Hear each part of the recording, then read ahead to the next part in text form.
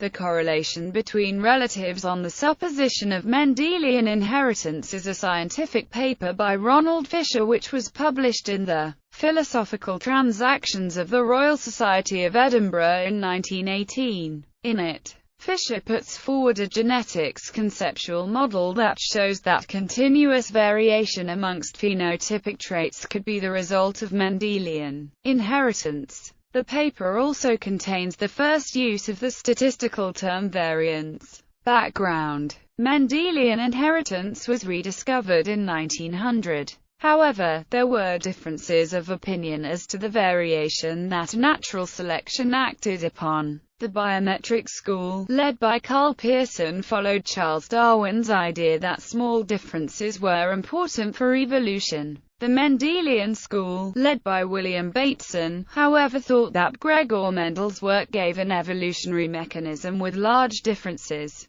Joan Box, Fisher's biographer and daughter, states in her 1978 book, The Life of a Scientist, that Fisher, then a student, had resolved this problem in 1911. Fisher had originally submitted his paper to the Royal Society, to be published in their Transaction SN. The two referees, the biologist R.C. Punnett and the statistician Carl Pearson, believed that the paper contained areas they were unable to judge, due to lack of expertise, and expressed some reservations. Though the paper was not rejected, Fisher carried on a feud with Pearson from 1917 onwards, and instead sent the paper via J. Arthur Thomson to the Royal Society of Edinburgh, which published it in its Transactions model. Fisher defines his new term of variance as the square of the standard deviation. Because of the manner in which variances of independent random variables may be added,